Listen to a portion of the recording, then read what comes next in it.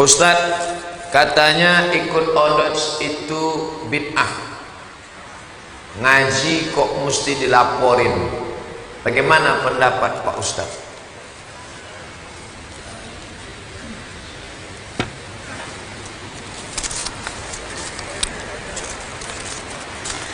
Melapor kepada guru tentang prestasi hafalan, maka itu sudah ada sejak zaman Nabi Muhammad sallallahu alaihi wasallam. Seorang sahabat datang bertanya karena dia tidak ikut pengajian, bagaimana isi mengaji dengan Rasulullah sallallahu alaihi wasallam? Ada watawasau bil haq watawasau bisab. Teknisnya kita susun program, nanti kita bagi-bagi bersama. Ini masalah umum yang terpayungi dengan dalil alaikum bil jamaah, hendaklah kalian berjamaah. Jamaah politik partai Islam, jamaah ekonomi market 212 mat, kita mat, apa lagi 212 mat, udah kita mat, nanti yang akan buka somat. Ini jamaah ekonomi namanya, ini jamaah Quran. Ketika orang sudah melupakan Al-Quran, muncullah beberapa orang. Dia bukan LCMA, dia tidak doktor, dia bukan profesor, tapi Allah memilih mereka. Akhirnya sekarang followernya lebih 100.000 orang di seluruh Indonesia.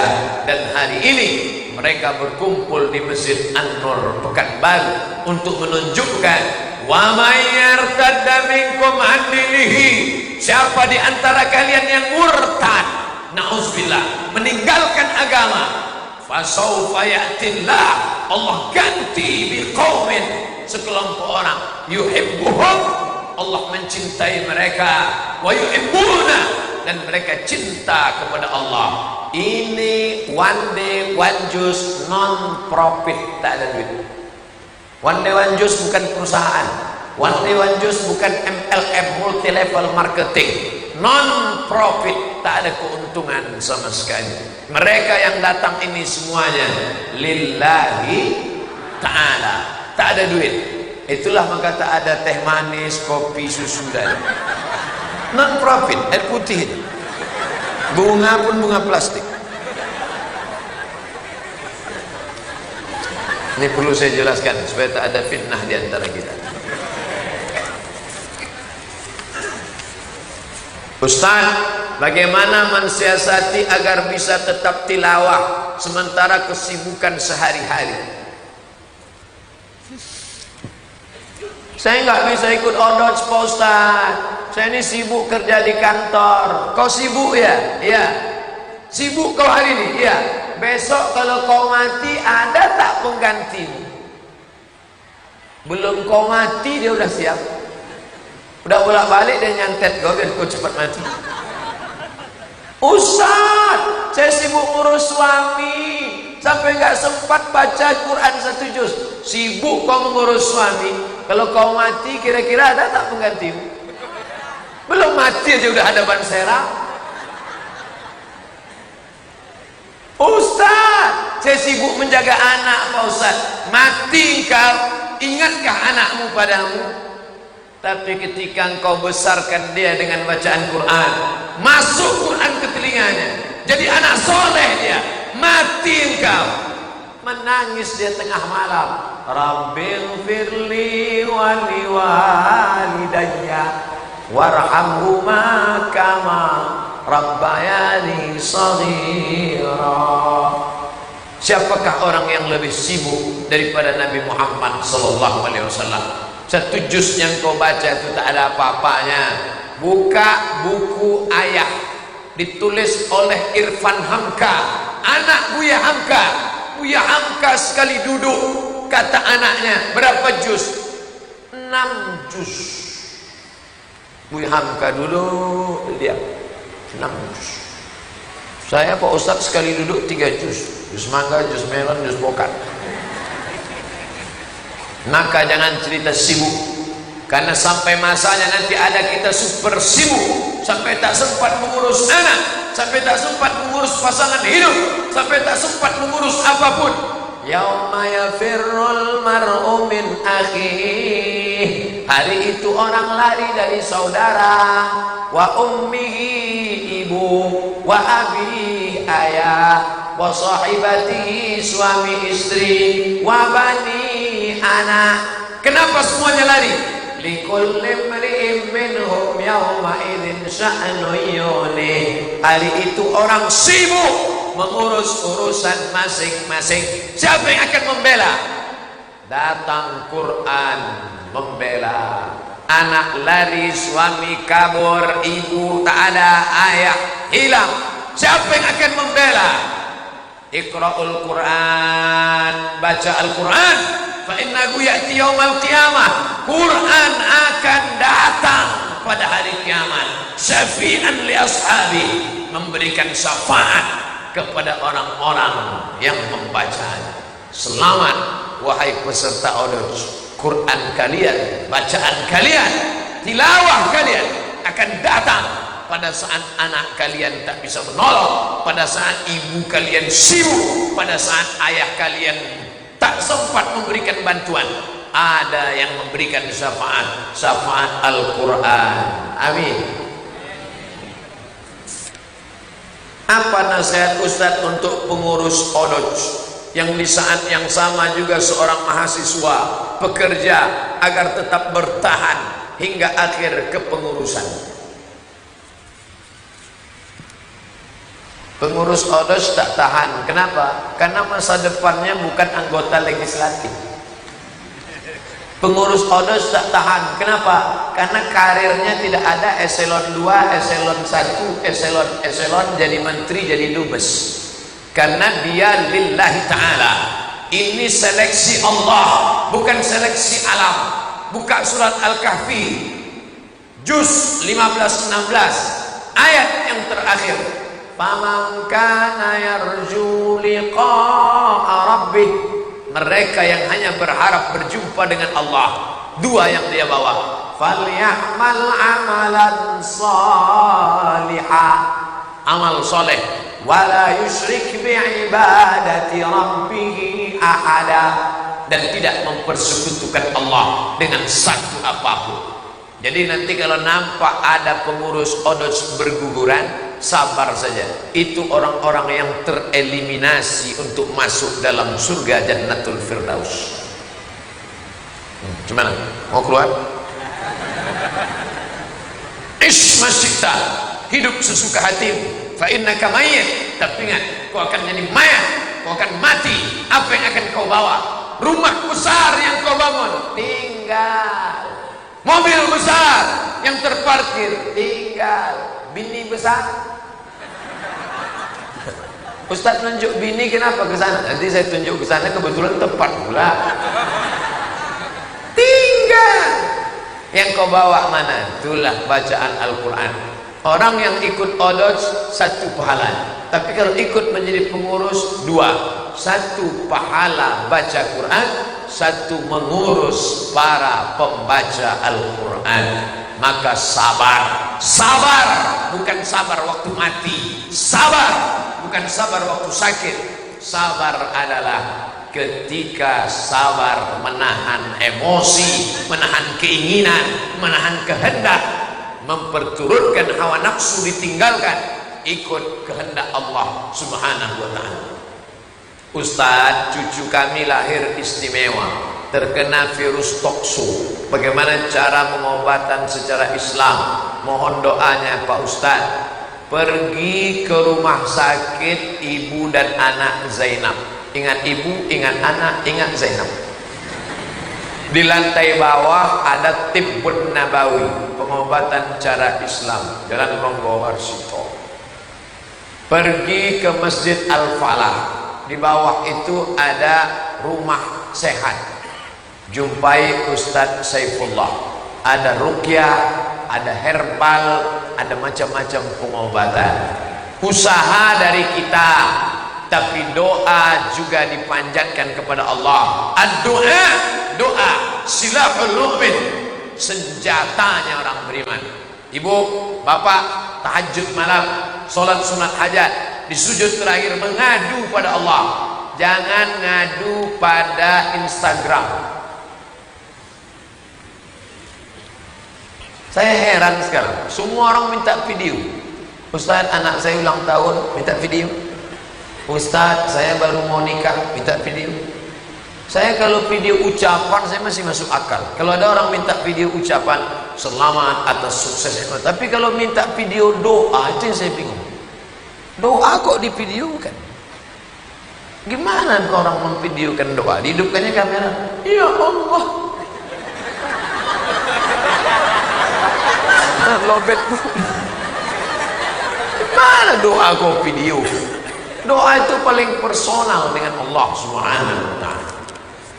Ustaz, tolong umumkan kita ada penggalangan dana, pengembangan dakwah Quran. Odot yang sudah punya peserta 100.000 itu ternyata dia non profit, maka diadakan penggalangan. Gunanya untuk apa? 3. Yang pertama, guru-guru mengaji se-Indonesia yang tidak diperdulikan pemerintah Pemda, yang tidak diperhatikan orang-orang kaya, digaji sebulan 50.000, gajinya 3 bulan sekali, itu pun disunat masal. Maka Odot, inilah hebatnya Odot, dia pun tak berduit, dia pula peduli sama orang. Masya Allah, memang Odot ini pilihan-pilihan Allah. Maka gabungkan duit penggalangan dana. Biasanya kalau penggalangan dana ada kotak-kotak. Mana kotak? Cara pengirimannya melalui kotak. Tapi orang Pekanbaru biasanya kadang tak mau pakai kotak karena mereka tak bawa duit cash, langsung pakai ke nomor rekening aja Pak Ustaz. Orang Pekanbaru ini kan digital semua. Saya tak pakai duit Pak Ustaz.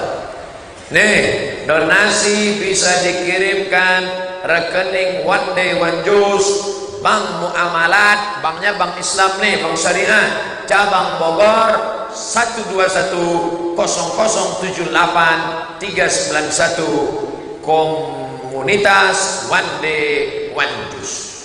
Dananya nanti kemana? Pertama, guru-guru mengaji. One Day One Juice tidak ada, omong kosong kalau orang tak pandai mengaji. Orang belajar kemana? Guru mengaji. Guru mengaji tidak PNS, guru mengaji tak dapat gaji. One Day One Juice mau memfasilitasi. Yang kedua, Ustazah Oki punya rumah tahfiz, bukan anak-anak orang kaya, anak fakir, anak miskin, anak duafa, anak yatim, maka dibiayai. Sekarang baru ada di Jakarta, nanti baru buka cabang-cabang. Mudah-mudahan ada pula cabang Pekanbaru insyaallah. Amin. Maka biayanya juga nanti uang bapak ibu yang ada di sini. Bapak ibu yang tak mau kasih duit silakan, saya tidak maksa. Simpanlah duit, simpan. Nanti kalau mati diambil laki, bini lagi dia. Bapak yang tak mau ngasih, simpan. Duit bapak itu yang di bank diambil bini, dia nikah sama berondong. Simpan. Kalian yang anak muda belum menikah, tak mau ngasih duit ini, simpan. Nanti keluar kalian dari ATM, tiba-tiba ada orang yang nepuk bahu belakang, tatap mata saya. Nah, kalian kasih pin, hilang. Kalian yang orang-orang kaya tak mau ngasih duit, simpan. Tapi ingat, mati tak bawa ATM, mati tak bawa dompet. Yang selalu nyimpan duit beli cincin, simpan. Nanti cincin kalian tinggal dipakai bini baru dia. Rumahmu dijual, mobilmu balik nama, cincinmu diambil orang. Duit yang kau kirim ke Odot, inilah yang akan kau bawa mati menghadap Allah SWT. Kotaknya udah mendekat kemari pula. Kau tahu gini bagus, tinggalkan dompet itu.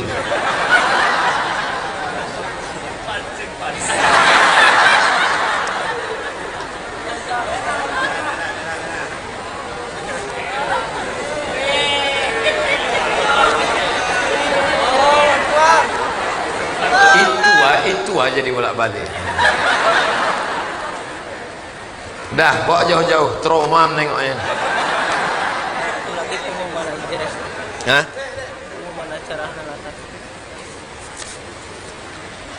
Dengarkan baik-baik.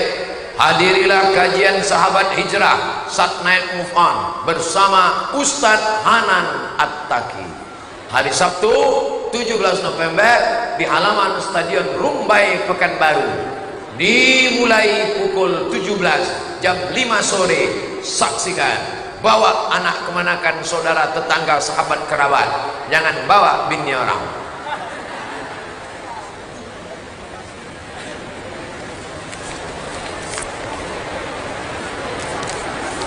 Ustaz, banyak komunitas muncul 2-3 tahun terakhir.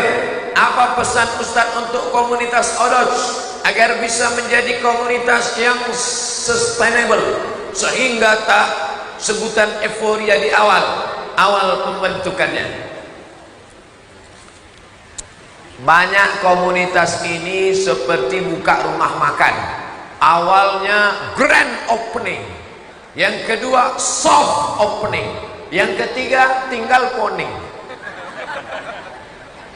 Maka kita tidak ingin komunitas-komunitas ini bak kerakap tumbuh di batu, hidup segan mati tak mau. Isi kotak.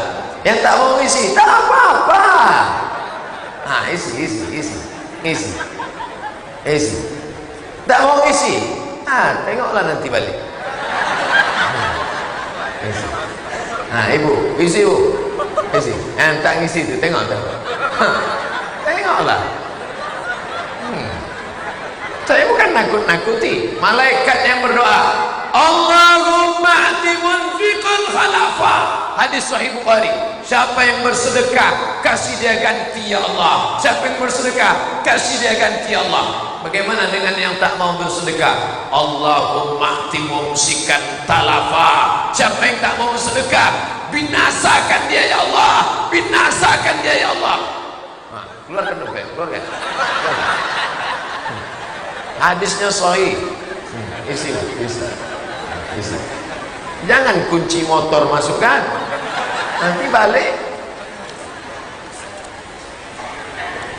Saran saya kepada adik-adik yang punya komunitas, ada komunitas sahabat hijrah, ada komunitas pemuda bertatu hijrah, ada komunitas jilbab hijabers, ada komunitas jombloan sejati, ada komunitas geng motor syariah, ada komunitas pejuang subuh yang zuhur tak datang lagi, ada komunitas, entah apa nama komunitas.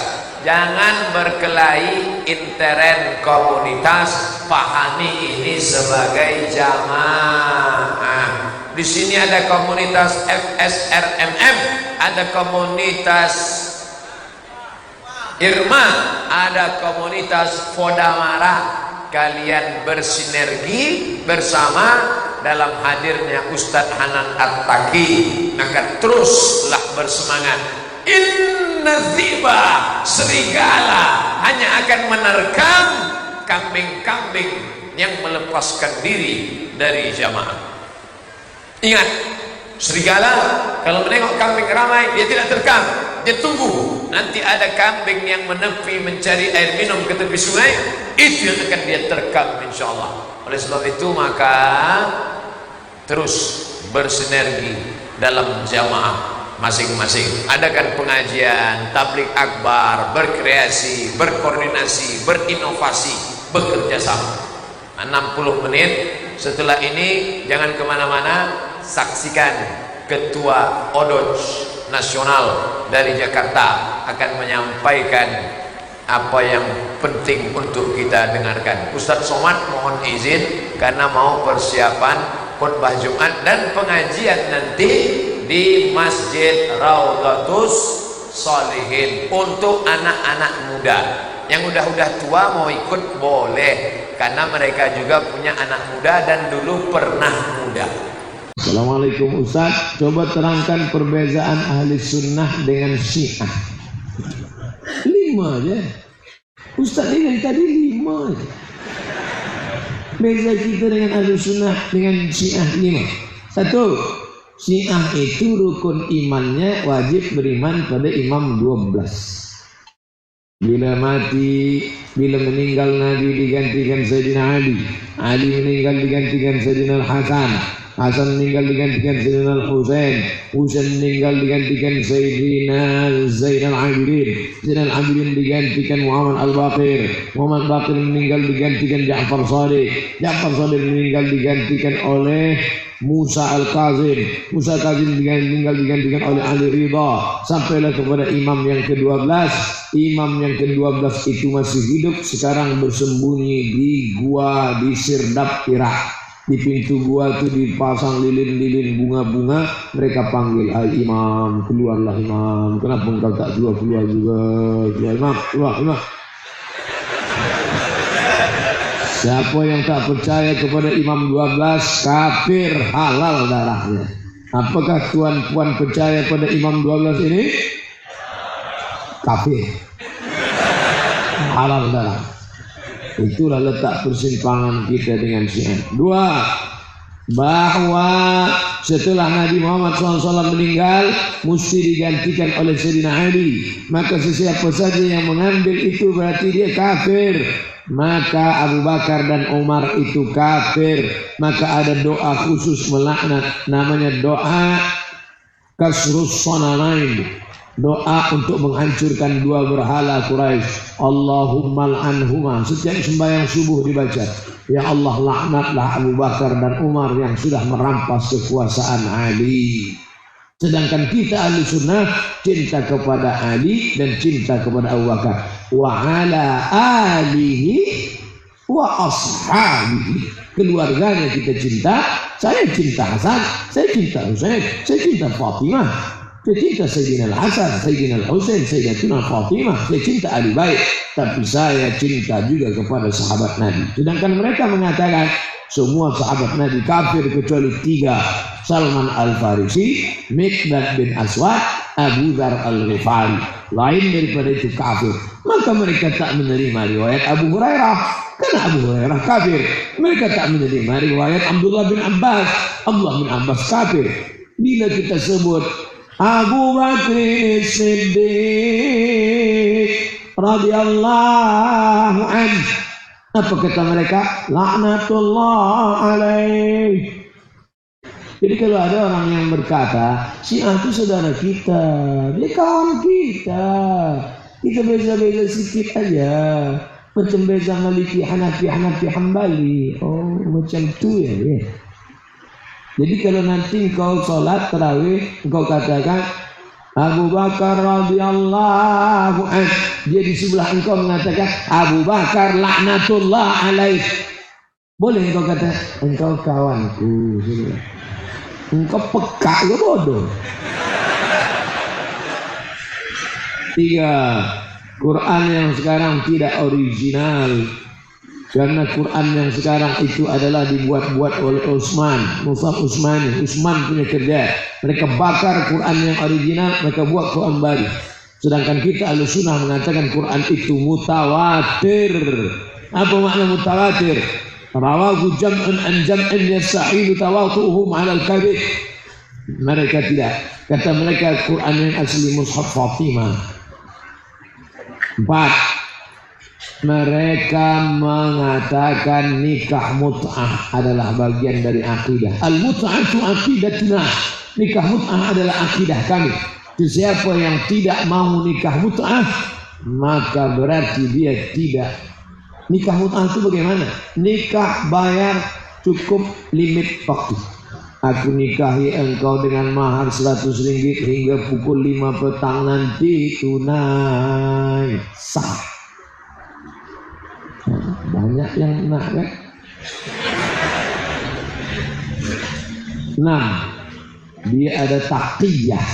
Susah berdebat dengan Syiah sebab dia taqiyah. Taqiyah berlindung. Bila di sini banyak ahli sunnah, awak Syiah. Ya, saya sunni. Saya sunni. Bila banyak di sini mulai 50-50, 50%, 50%, awak sunni ke sini. Saya susi. Sunni Syiah. Ingat, berhati-hati dengan Syiah. Bagaimana dengan Wahabi, Ustaz? Adik-beradik ya. Dia tak terima kalau bukan ustaz ulama dia. Ulama dia tak banyak. Bila tidak ulama dia, maka dia katakan pelaku bid'ah, wa kullu bid'atin dhalalah, wa kullu dhalalatin finnar. Macam mana Abdul Somad? Abdul Somad ustaz ahli syubhat. UAS, ustaz ahli syubhat. Dia ejek-ejek saya. Dia ejek-ejek saya di internet. Ustaz tak marah? Kenapa Ustaz tak marah? Saya tak pernah baca komen. Ada sebagian saya baca. Oleh sebab itu maka ini dia tak boleh beza menerima perbezaan. Asal beza dengan dia bid'ah. Beza sedikit bid'ah. Padahal perbedaan ulama itu tak pernah Imam Hambali membid'ahkan Imam Syafi'i kerana kunut subuh. Tak pernah Imam Maliki membid'ahkan mazhab Syafi'i kerana basmalah jahar. Maka perbedaan ulama dalam masalah mazhab tidak serta-merta membuat kita boleh mengatakan bid'ah. Mereka terlalu mudah untuk membid'ah. Bid'ah. Dia lupa bahwa ketika engkau katakan saudaramu bid'ah sama dengan dalalah, wa kullu dalalatin finnar. Bid'ah. Itu artinya sama dengan neraka. Padahal Allah sudah siapkan surga yang begitu luas langit dan bumi. Mereka tidak. Mereka berpahaman isi surga itu cuma 3 aja. Dia, guru dia, bini dia. Lain daripada itu masuk neraka jahanam sudah. Na'udzubillah. Lalu bagaimana cara kita selamat? Tak lain tak bukan belajar, mengaji, pahami mazhab-mazhab. Adakah Islam membenarkan perkawinan campur Muslim berkahwin dengan lelaki Kristen? Kalau terjadi Muslimah menikah dengan Muslim, tiba saja Muslim ini murtad, automatically pernikahannya fasad. Kalau dia tetap serumah, maka zina, haram, na'udzubillah, fasad. Ulil amri wajib memisahkan 2 orang. Sedangkan yang sudah nikah saja wajib difasakh, apalagi yang belum nikah. Maka kita jaga. Ini aneh. Kenapa mesti muslimah menikah dengan non-muslim? Tak adakah anak muda di Kedah ini yang jantan dan perkasa untuk menikah dengan anak muslimah? Kenapa mesti dia yang menikahi? Mana laki-laki tidak? Oleh sebab itu maka la tunkihul musyrikin, jangan kau nikahkan, la tankihul musyrikin hatta yu'min, jangan kau nikahkan anak gadismu, adikmu, cucumu muslimah dengan lelaki yang tak Islam. Wala anatun wala abadun mu'minun khairum min musyrikin. Seorang lelaki hamba sahaya berkulit hitam buruk lebih baik daripada musyrik walau a'jabakum, daripada seorang musyrik walaupun dia mengagumkan, menyenangkan, kaya raya, banyak harta, tapi yang ditengok adalah iman. Idza ja'akum man tardawna dinahu, kalau kau tengok ada seorang lelaki yang kau suka din agamanya, wa khulaqahu, baik akhlaknya, fazawwijuhu, nikahkan dia dengan anak gadismu. Illa taf'aluhu takun fitnatun fil ardi wa fasadun harib. Kalau tidak kau lakukan, terjadi kerosakan yang amat sangat besar. Wahai tuan yang punya anak gadis, wahai tuan yang ada anak gadis, nikahkanlah dengan anak-anak lajang yang soleh-soleh ini. Jangan buat mahar terlampau mahal. Bila mahar mahal, maka zina murah. Pemuda-pemuda yang nak nikah lepas ini terus datang. Ini hati mereka sedang lembut. Jangan petang nanti naik harga lagi. Boleh Ustaz terangkan sebelum masuk khutbah Tok Bilal ala pas selawat, sedang Nabi bersabda doa yang makbul, doa ketika masuk khutbah kedua. Jadi contohnya sebagai Tok Bilal nak baca selawat atau berdoa saja. Barakallahu li wa lakum fil Qur'anil azim wa nafa'ani wa iyyakum bima fihi minal ayati wa dzikril hakim wa taqabbala minni wa minkum tilawatahu innahu wal ghafurur rahim. Khatib pun duduk. Bilal berselawat, Allahumma salli wa sallim ala sayyidina wa maulana Muhammad. Kata Bilal, aku nak berdoa. Ini kan doa mustajab.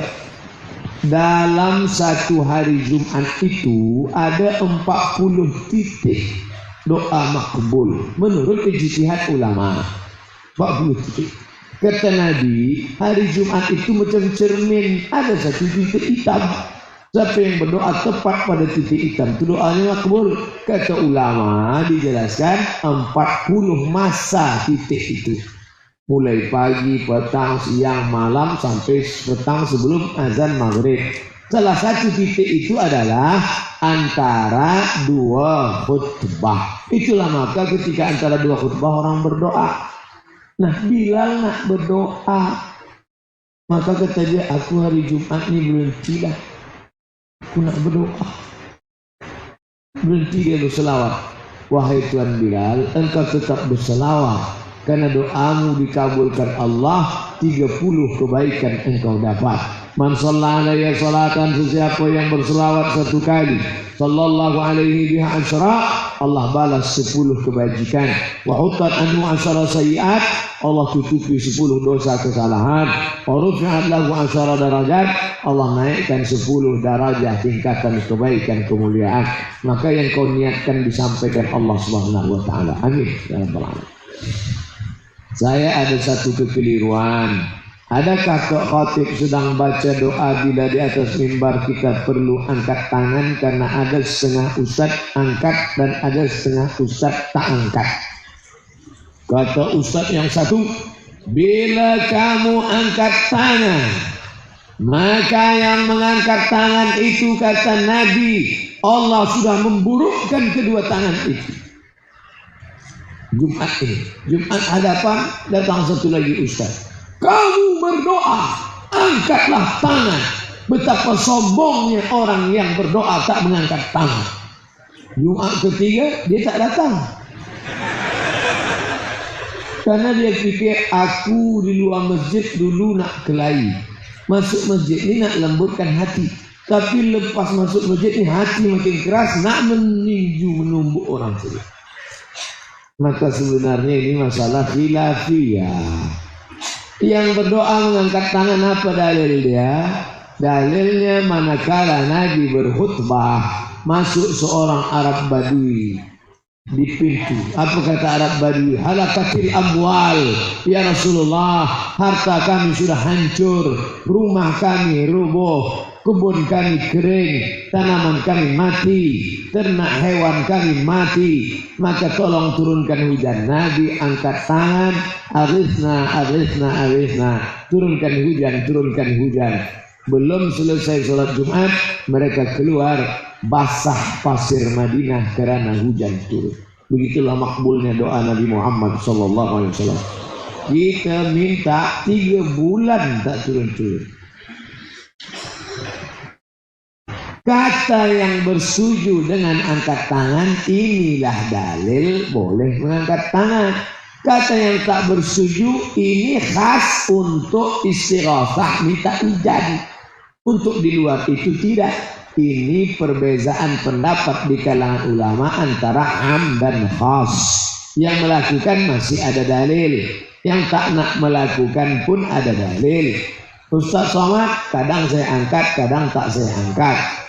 Bila Ustaz tak angkat, sebelah kiri tangan dibagi tungkat, sebelah kanan pegang tangga mimbar. Semana nak angkat? Mimbar tu tinggi, angkat gayat jatuh. Yang pegang kanan, Allahumma ighfir lil muslimina wal muslimat wal mu'minina wal mu'minat al ahya'i. Macam mana nak angkat? Tapi kadang mimbar tak tinggi, sedang saya angkat. Nah, ini termasuk dalam perkara masalah khilafiyah. Bagaimana batasan syar'i pergaulan antara lelaki wanita? Sebab mutakhir ini dalam kerja-kerja atas nama Islam pun ada gurau senda, makan sekali-sekala sesama tak mahram. Awak kenapa makan dengan dia? Awak kan tak mahram. Dia dah macam kakak saya. Dia dah macam adik saya. Berawal dari macam, berakhir dengan macam-macam.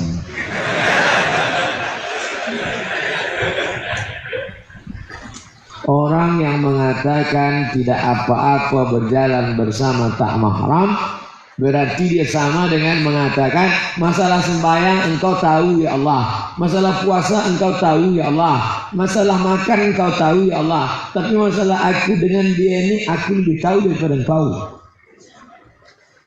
Dalam Islam diajarkan la yakhluwanna rajulun ma'a imra'atin illa ma'a dhi mahramin. Tak boleh berdua-dua kecuali ada mahram. Bila ada orang berdua tak ada mahram, maka yang ketiga syaitan. Yang kedua, la tabarrujna tabarrujal jahiliyatil ula. Jangan bersolek-solek berpakai jahiliyah. Yang ketiga, pakaian tak boleh sempit, tak boleh jarang, mestilah kain yang longgar dan menutup aurat. Yang keempat, la tusafiranna imra'atun, tak boleh musafir kecuali dengan mahram. Yang kelima, hendaklah menundukkan pandangan, waddul basar. Yang keenam, bersuara jangan sampai membangkitkan hawa nafsu. Sebab itu perempuan tak boleh bersuara merayu-rayu, kerana akan yatma alladhi fi qalbihi marad. La taqda'na bil qaul. Jangan perempuan bersuara lemah gemulai, kerana akan membangkitkan syahwat. Nah, jadi bicara saja seperti biasa. Assalamualaikum, waalaikumsalam. Gimana? Saya sedang. Ya, gimana? Salam. Kita. Nah, sekarang ini kita ada FB, ada WhatsApp, ada Instagram. Orang boleh berkomunikasi, bertukar pikiran, dan akhirnya terjerumus. Na'udzubillah. Mudah-mudahan kita diselamatkan daripada alat media dajjal yang boleh merosakkan kita, dan tazkirah kita subuh ini menjadi iktibar pelajaran buat kita bersama. Ala hadhihi niyah wa kulli niyatin salihah. Al-Fatihah. أعوذ بالله من الشيطان الرجيم. بسم الله الرحمن الرحيم. الحمد لله رب العالمين الرحمن الرحيم مالك يوم الدين. إياك نعبد وإياك نستعين اهدنا الصراط المستقيم صراط الذين أنعمت عليهم غير المغضوب عليهم ولا الضالين آمين.